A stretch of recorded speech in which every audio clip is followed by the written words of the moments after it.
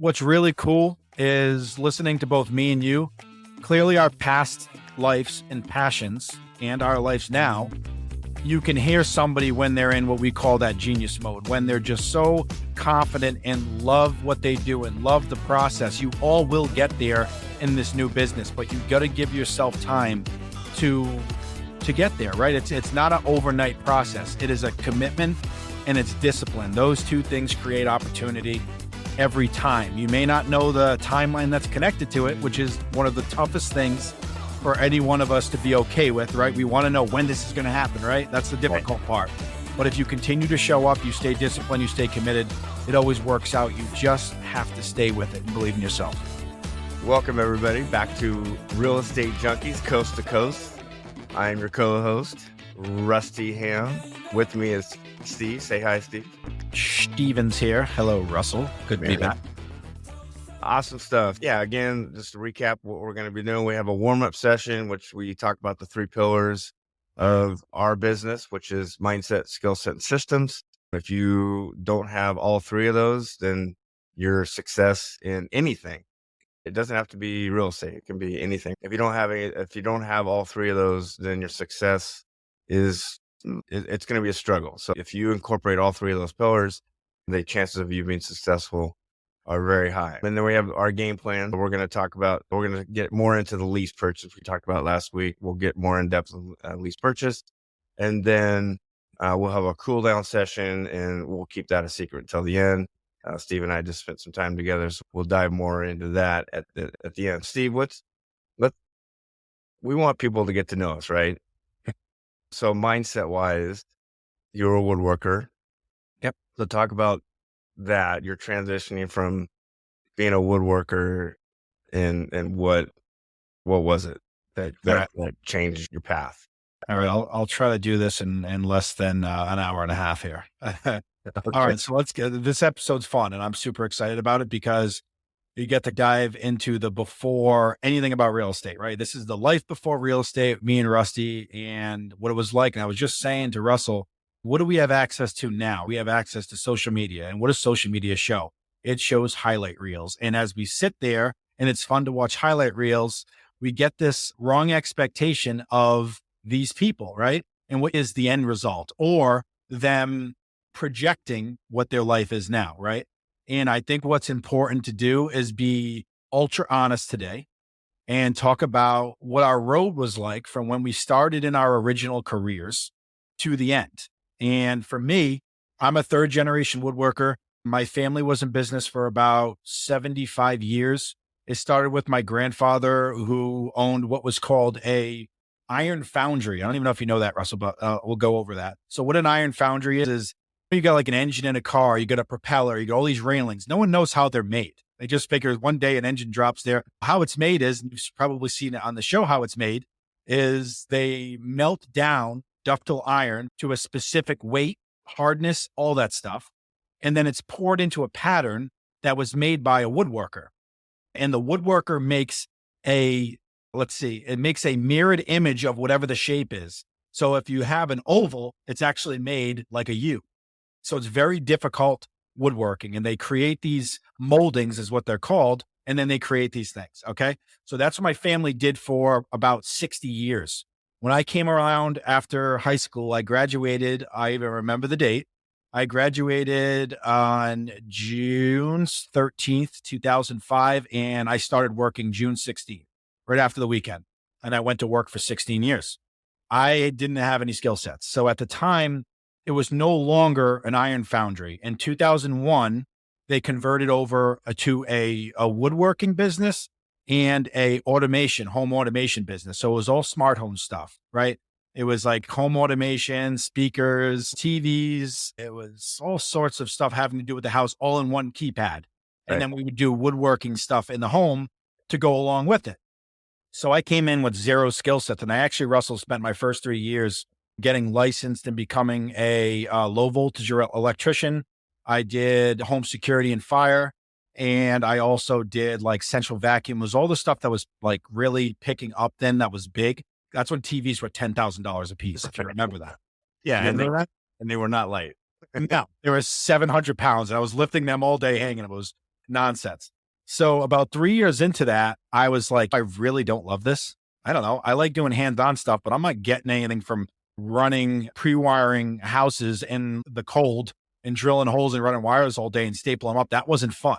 Like I enjoy like hanging the TVs because it's warm and you see the finished product, but that wasn't sustainable for me. And one day I remember my uncle asking, what do you want to do here? Do you want to, we're down a woodworker. Do you want to learn how to do woodworking? And I just said, yeah, let's try it. And I fell in love with it. Now, Yeah. falling in love with it doesn't mean you're good at it. So it took, I would say 10 years of like really doing woodworking with my uncles who were like unbelievable woodworkers. I've been around hundreds of woodworkers since I've started in there, and none of them can touch my uncles. It's because my grandfather was an animal Right. and was doing it so long at a high level. It just kept coming down, passed down generation to generation of really skilled woodworkers. And that's what I focused on for a long time. But I sucked at it for a long time, right? I had to go ahead and make a million mistakes, have my uncles just drill me with this is incorrect. You know why it's incorrect? And do the whole process like we do coaching in real estate, right? Right. Right. It's, here's your mistake. Here's the correction. Now we have to implement. And I expect you to take this and continue to get better, right? And guide me the whole way. But it took me a long time until I even felt like an authority and a good woodworker. We're talking like 10 years where I was like, I was so long, Russell, I was thinking about, I'm never going to catch up to my uncles. When is that going to happen? How could I ever be as good as them? I wasn't focused on my skills and how to get better. I was focused on my uncles and how, like, when was I going to catch up to the community is what we call in real estate, right? We have like hundreds of students in there. And what do people do? They don't focus on themselves. They look at people who are ahead and they beat themselves up that they're not there. I was doing the same thing. You were comparing yourself to them, right? I was comparing myself. You can't be doing it. You got to focus on yourself and your improvement, right? And your skill set and where you're headed, right? Right. Yeah, And go then ahead. Keep going. the last 3 years, say 13 to 16, I finally found my confidence. And that's when I said, you know what? I have the ability to create a woodworking business where I can do this stuff myself and people will want to receive my furniture, my kitchen, whatever it was. I finally found confidence. I think it's because I mentally grew up. Skills weren't that much different, Right. but like I believed in myself. And it took me a long time because I was around such skilled people. It was overwhelming just because of that was the big piece of the confidence piece that led me to be able to take that big leap to believe in myself and then do things on the side. And then towards the end of that there, my family got bought out by a very large corporation. And then me and my family members worked for this company, but all got separated. And that's when I was super unhappy and realized, oh my goodness, like values of my family are what pushed me, why I wanted to be there. And once I lost that, I started looking at, I need something else. I need to get out of here. I don't know how. I need to find some kind of business. And then that brings us to here now. And Russell, I want to kind of hear about you.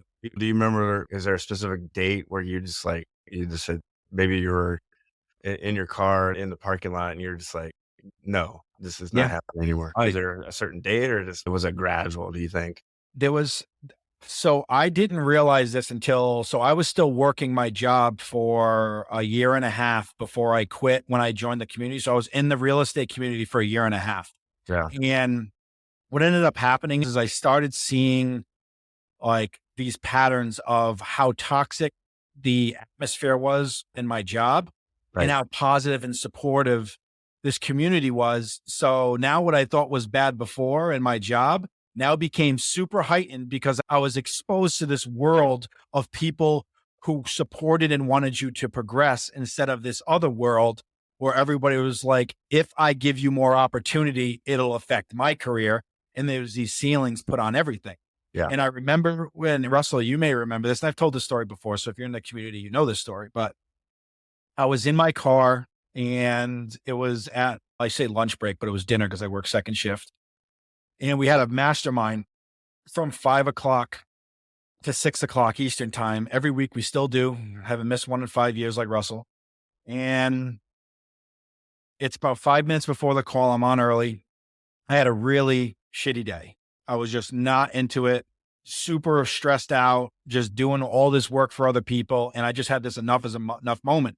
And Chris says to me, Stevie York. And he just knew I was off. Maybe I just looked angry. I don't know what it was. And I started crying in my car. I can't remember the last time I cried. I wish I could cry more.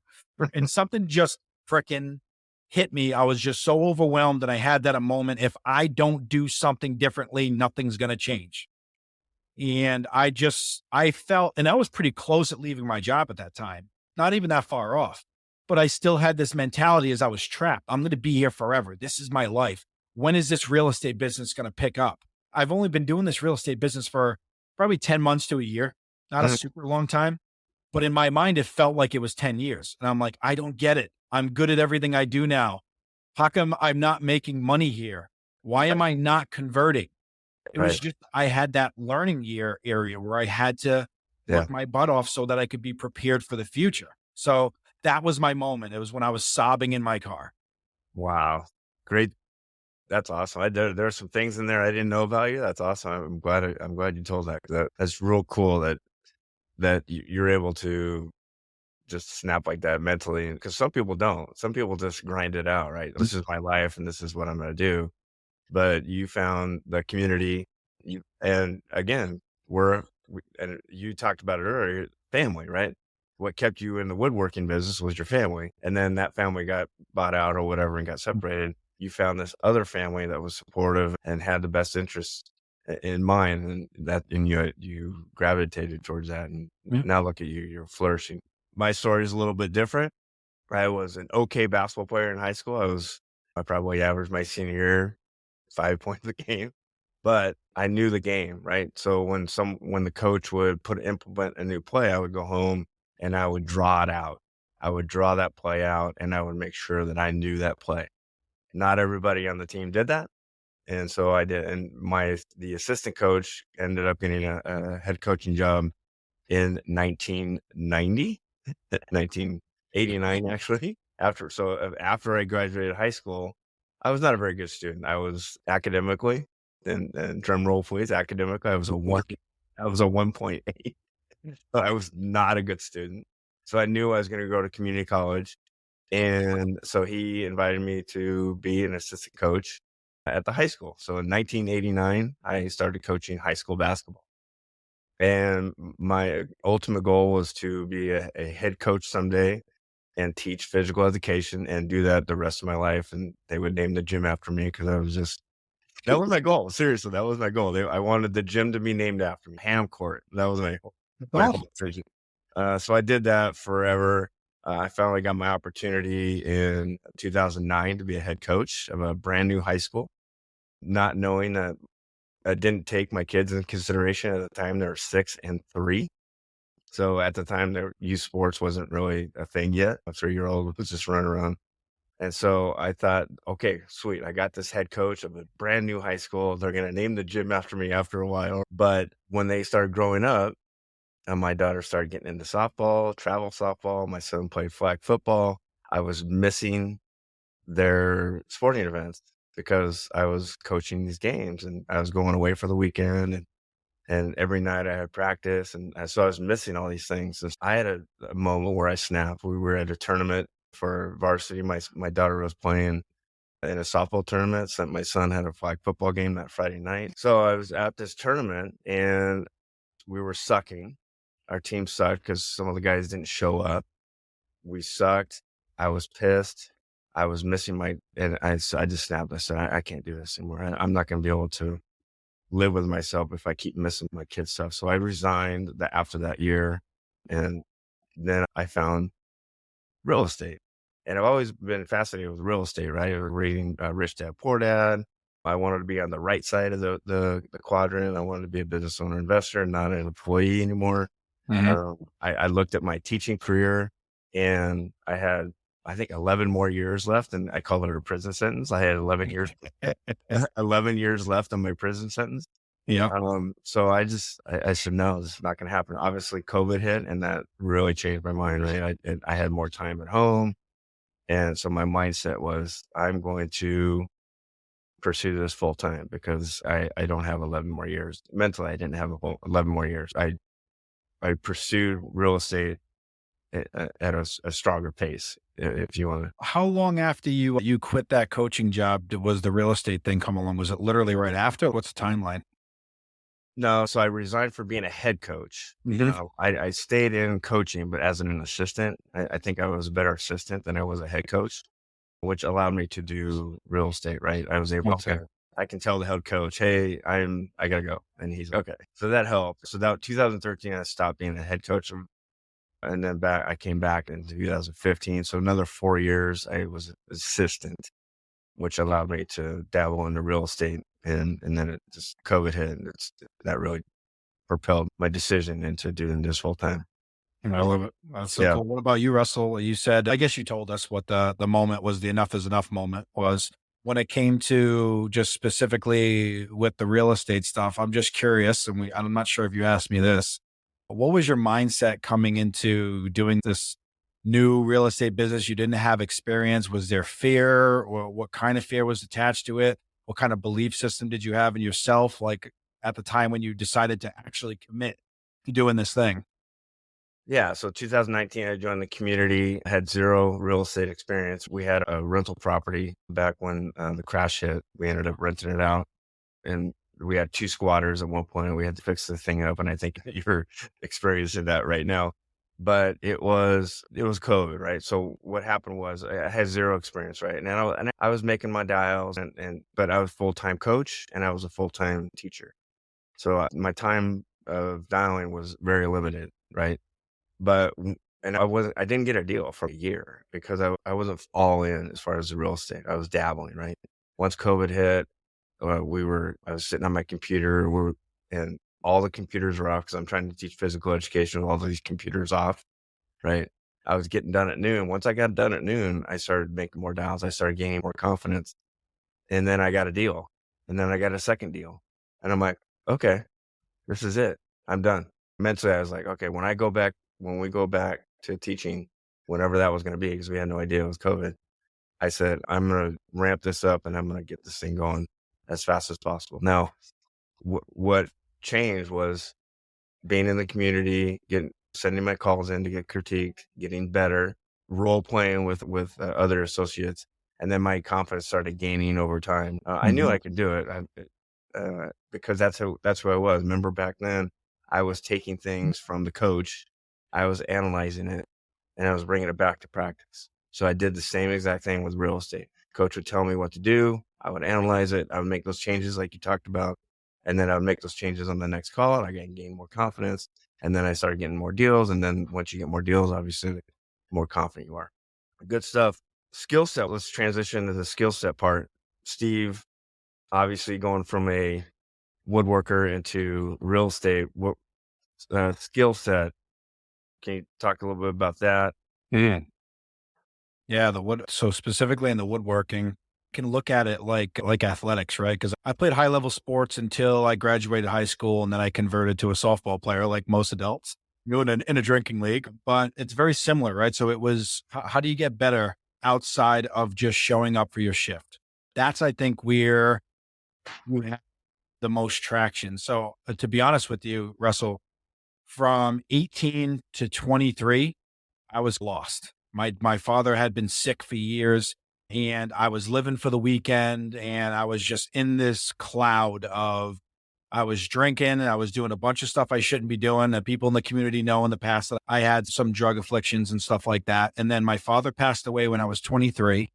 And like overnight, I woke up and said, you know what? I got to make some changes. I have a mother and I have two sisters who are older than me, but somebody has to fill the shoes of the man in the house and make sure everybody's taken care of. And just overnight, that commitment turned into my career. Like, all right, it's time to take your career seriously. You've been doing a lot of complaining in the last 5 years about traction while you're out there running rampant every weekend doing whatever the hell you want, but you're not committed to doing anything extra.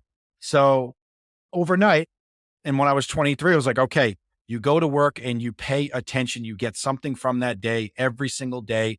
And not only that, is when your shift is over, why don't you actually start researching things about this stuff and fall in love with the process, fall in love with woodworking. You call yourself a woodworker You're a third generation woodworker. The 2 generations before you were successful. I was working next to my cousin Mike, who was committed all the way through. He was way more skilled than me, and he was there to get better. And he was so much better than me because his commitment level. And I was just like, you know what? I keep saying that I envy and look up to these people, and I'm not doing anything to match the effort. And once I started doing that and showing up to work, and now what do you do when you're more committed? You ask more questions, right? You're more present while you're doing these things. You're not scared of making mistakes because you know there are opportunities to get better. That was a big piece of this. It was like, I'm around these unbelievable experts every day and I'm not leveraging them at all. Like real estate in our group, we are around experts every day. And sometimes we're scared to ask them because, oh, I don't want to waste their time with this question. It's not that important. Guess who it is important to? It's important to you progressing. Right. And once I started doing that, Russell, things happened overnight. I started finding confidence in me. I established some kind of authority in the wood shop of something that I was great at that other people weren't. And I found myself. And that was like the big thing. And like outside of woodworking, I was the finisher. So what a finisher is doing like high end spray finishes, glazing, antiquing, like these more difficult expert finish work. So then I had this thing that only I was doing. I was like proud of it. I found pride in what I was doing. I didn't have pride before. I was showing up to make money to go run around in Providence like a lunatic with my friends. And then once I found that commitment, everything changed. I believed in me. And then the mindset, everything, that's when I started saying, hey, let me build furniture and see if I can make money on the side building furniture. How do you do that? You have to believe in that your product is going to be loved by whoever purchases it, right? Right. And you have to believe in you to do that. You can't just be like, I'll just see if anybody wants this crappy product. I knew when I committed that I was talented and whatever someone wanted, I could make. But I only got there by commitment and doing what I should have been doing from day one with the people around me. Nice. Awesome. Yeah. So my skill set in basketball is a little different, right? So in real estate, they talk about niche, right? You have your wholesalers, you have your fix and flippers, you have your burr method, you have your creative finance, what we're in, right? So we have a certain niche. What got me as an authority in coaching basketball was the defensive side. There was a specific type of defense that I implemented. His name was Dick Bennett. Back in the day, he was a Wisconsin coach, and he had a specific style of defense. So what I did is I studied his films, I studied his practices, and I implemented that style into my coaching style as far as being an expert in the defensive side. And what it did is helped our teams get to these, it's called CIF, right? It's California Interscholastic Federation for basketball. And the whole goal was to get to the CIF championship. And so when I was an assistant in the late 90s, I implemented this defensive style. And we ended up going to the semifinals and the finals 2 or 3 times in that 5-year span that we're in. And so that made me feel good, right? It's like, hey, I this is my niche. This is who I am as far as a coach. People know me as that coach. Hey, he's that coach that runs this type of defense. And so again, it's finding that niche, practicing it, analyzing it, and then implementing it, and then talking to other people about it, right? You don't do it by yourself, right? We talk about that in the community. You never do anything by yourself. You want to find people that have like-minded. So I would go to clinics. There was a lot of things that I would do. So when you talk about mastermind, you hang out with other coaches, like-minded coaches, and you just chat, you just talk. We're not trying to hide anything, right? Eventually we're going to play against each other, but you just talk in the mastermind, you talk about, hey, what would you do in this situation? Or how do you handle this situation? And I took that mindset as far as a coach and making those adjustments within a game or making those adjustments in practice and implemented it in this community. And then now we're doing the same exact thing. It's just real estate, not basketball. Coaching is coaching, right? It's like the same implementations, community, just being open and honest about stuff. So like that's that abundance mindset, right? Yeah. It's like in real estate, what we hear from people is, oh, we'll just make an example. I'm over in Southern California and you guys just got another associate in Southern California. That's that like scarcity mindset. Don't worry about what other people are doing. Like you can put 1,000 people in Rhode Island And it Yeah. doesn't bother me at all because I know who I am. I'm confident in me. There's plenty of houses for everyone. And that's not going to affect me because I'm going to show up. I'm going to focus on how I can help people and believe in myself. Very cool. Systems now, we're going to get into systems. So talk about systems is hard but there are systems, right? There's technology, but there's also systems.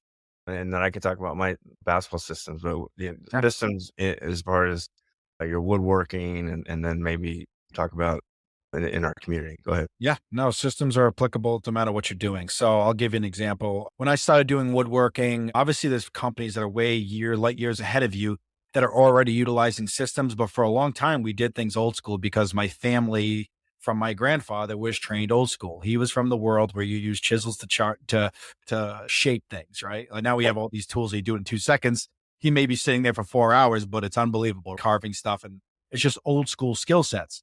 But eventually, if you don't evolve, you die. Everybody passes you. So my family had to make some choices at a point where it was like, okay, here's what we know we can do. In the last 5 years, we've done this many kitchens, and this is basically what we can get done with what we have in the shop, right? How do we double our business? How do you double your business? You got to be more efficient and have tools that can get rid of this lower level stuff that you're doing for basically pride, right? It's great that you have those skills, you could do those things, but we could triple our business with a CNC machine. So we all had to learn. Listen, my family is just like me. It's give us the tools, we'll build it, get a computer out of my face. That was my family. It always was. The only person that had a computer was my uncle Nick, who was the president of the company that was designing the kitchens on some kind of CAD software. So with a CNC machine comes programming, and then it comes understanding how to, like my uncle Nick, he stays in there and he's just banging out kitchens on blueprints. But in the shop, you have CNC machines that you need to know how to operate, even though they got programs in them. You need to know how to operate, how to set things up, how to have the right tools. And all of us had to learn that, whether we wanted to or not, we had to learn that. We had to get different tools in the shop that could cut things faster, that could do molding work, not only faster, but in a way that's gonna keep the quality, right? Because if you get a crappy machine and it's chipping out everywhere, then you're spending time afterwards filling things. It's completely inefficient because you're trying to save money. So systems in woodworking is just as important. And then when my family got bought out, we were a custom shop. So we got bought out by a gigantic factory that was mass producing things where the quality didn't matter as much. But that was a complete, uh, without using a bad word here, it was a mind twister for us, complete mind twister, because you can't unprogram someone who's doing high level work to make work that's subpar acceptable. That was so tough for all of us. And when we went there, that place was full of machinery that what it did was it replaced humans. So we're talking like state of the art everything. So they could pump stuff out that was good enough for these specific customers. But the disconnect, Russell, and I'll just end this because I'm done at the systems part here. When it came to the most high level machinery, what did my family know? It's like pride in knowing that we could do things without machines that nobody within 3 states can do. That was our pride. That's what we loved doing. And we're okay with just being a million-year company instead of being bought out by this 400 million a year company that was pumping out crappy work, but it was acceptable to their client base. So that's a whole different level, right? Is understanding your clients and what they need. It was just something I couldn't accept. And that was very difficult. Yeah, that was hard. It's the mom and pop hamburgers as opposed to McDonald's. I'd rather go to the mom and pop hamburger and get a nice juicy hamburger rather than go to McDonald's. But that's society. That is what it is. Systems in basketball is different. We have technology, but when we talk systems, it is the style of play. You have your run and gun, you have up and down, you have the half court where you're playing zone all the time. Systems is different in basketball. So what system are you going to implement to become a successful program or basketball team? And my system, what I implemented was a combination of both, right? Because of the style of defense that I ran, I love that half court setting when they're coming on offense. I want to slow the game down. I want to pin them in the corner. I want them to pass the ball as many times as possible to waste time on the clock. However, I had the other mindset in the offensive end. When we did get a steal or we got a turnover, I want to go. I want to run. I want to get the ball up the court, up the sideline, and I don't want to score quickly. But then I would want to slow it down on the defensive side. So that was my system. That was my game plan. That was my strategy. And listen, I didn't have a losing season. I had one losing season, and it was coaching girls JV basketball. Mhm. But every season that I was a part of was a winning season. I never had a losing season. And I owe it to the system that we put. Now, back in the day, we used to have VCR. So I used to go to games with the big old camera, and you set it up in the bleachers and you're going back and forth, and the video's all granular. You can barely see who's there. That was back in the early 90s and the 90s. And then obviously things got better, right? And then this thing called Huddle came out, and Huddle was just for football and originally, because you huddle up, right? So they called it Huddle.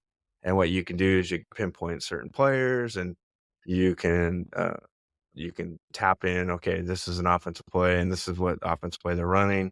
And then you can group that into, and then you can watch that offensive play over and over again. It was more for scouting. So then we implemented that system, that technology in basketball. And so and again, that was part of the reason why I wasn't with my family a lot, because I was scouting. I was using these huddle videos, and I would be at home and I would be ignoring them, right? And I would be on my computer analyzing the game, strategizing how we're going to beat this other team. But my son's sitting there, hey, Dad, can we go, throw the ball around? And I got to do that. So that changed. And then once we got in, and then once I resigned, I was the assistant. Now I didn't have to do that anymore. I did analyze a little bit, but not only on my time. I didn't have to do it as the head coach. Then now we're in this community, and then systems are changing all the time. We're going to talk about great transition, great segue, right? Because what did we do these last couple of days, and what did we learn? Let's skip the lease purchase. Let's skip the game plan for right now. I think we did a good job of kind of introducing ourselves and Mhm. our mindset, skill set, and systems. We can talk about lease purchase next week. But let's get into the cool down session, Mhm. and let's talk about, we spent a couple days together, right, in Rhode Island. Touch on that. Just what did we do, and why did we do it? All right. So one quick thing right before this, because I think it's important. I'm just sitting here listening and just observing of what we're talking about, and the full circle here. And this is for anybody who's building a business, right? I want you to be able to compare your careers and the amount of time it took for you to find your confidence, for you to get good at this thing, and what kind of commitment it took. So the general pattern here between both of us, obviously completely different paths, but very similar, is what did we start with? We started at the bottom, foundational stuff, right? Fundamentals, master the fundamentals. That takes time, Yep. right? And when you're able to do that and master the fundamentals, confidence follows. Then at that point, when your skill set and mindset start to come together a little bit, then you start seeing these systems start being very important, right? Russell's not going to start with a million systems out the gate, not know what he's doing, right? He's going to find the foundational skills first, and then you see the evolution, right? And it's not only evolution in these systems so you can keep up with other people, it's the evolution of your mindset, and your skill set follows with it as well. So it's really important to reiterate, you being good at something takes time, and you have to be able to give yourself grace to do so. It doesn't matter how great you are today at your career, you're trying something new, the same exact elements to becoming this skilled business owner and this new business, whatever it is going to take the same practice, commitment, disciplines to be able to get to where you need to be. So what's cool about us is that me and Russell, 4 or 5 years into this real estate journey we're on right now we're in what's called chairmans. So chairmans is the highest level it's a very intimate crowd. It's about 6 or 7 of us. And we meet once every, how is it, once a month and 2 in persons a year? Is that how it works? Yeah, I think it's every other month. We have a mastermind virtually, and then we meet twice a year personally. Okay. So what's very cool is, so we had in Rhode Island, we had all 6 or 7 of us flew in. I'm in Rhode Island, so I drove in nice and quick. And we have, I am not. I'm in Southern California, so it's that's right. a horrible flight. I hate flying. Yeah. Side note, I hate flying. It's a horrible flight. And it's even worse when you get home and your wife forgets to pick you up at the airport. But hey, that happens sometimes. It does happen. So we all fly in, and what's really cool about this is Chris, our mentor that leads this, who has taught us everything about real estate. He flies in some sort of expert for some specific purpose. Last time it was Dr. Amanda, who is just a mindset wizard. And we just went over like that skill set the whole time. And that is so important. This time we had Nick Sonnenberg in, who focuses on efficiencies. I think it's Get Leverage. Is that the name of his business? Come Up for Air. That's Yeah, his book. Leverage, but the book is Come Up for Air, which is, Yeah. we had to read that and we had to come in with questions or comments about it. Yeah. So next week, we're going to dive into this experience that we had. So I'll just give you a little teaser here. It's so crazy to watch somebody who is such a force in a specific thing. And just for example, like we're all talking, we're asking questions, we're telling this gentleman what we're doing in our business, our processes. And I'm just watching him listen quietly, right?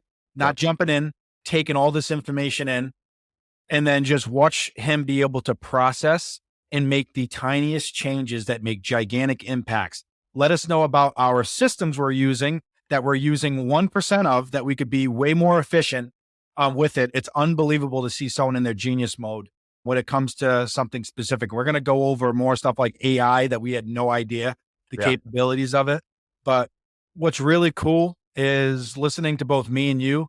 Clearly our past lives and passions and our lives now, you can hear somebody when they're in what we call that genius mode, when they're just so confident and love what they do and love the process. You all will get there in this new business, but you got to give yourself time to get there, right? It's not an overnight process. It is a commitment and it's discipline. Those two things create opportunity every time. You may not know the timeline that's connected to it, which is one of the toughest things for any one of us to be okay with, right? We want to know when this is going to happen, right? That's the difficult part. But if you continue to show up, you stay disciplined, you stay committed, it always works out. You just have to stay with it and believe in yourself.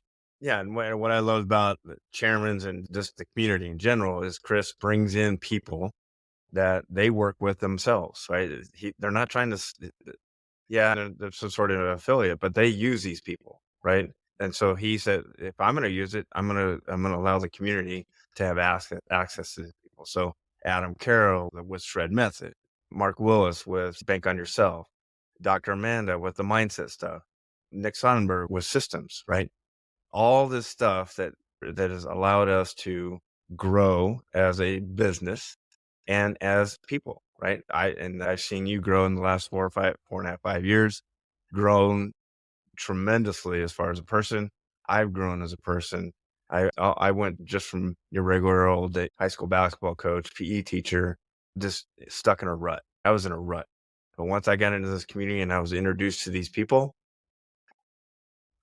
I'm telling you right now, I'm a different person than I was 4.5 years. Stay tuned. We're gonna, like you said, we're gonna get into more of what we did in the chairman's, what we learned, and I hope you guys enjoyed this.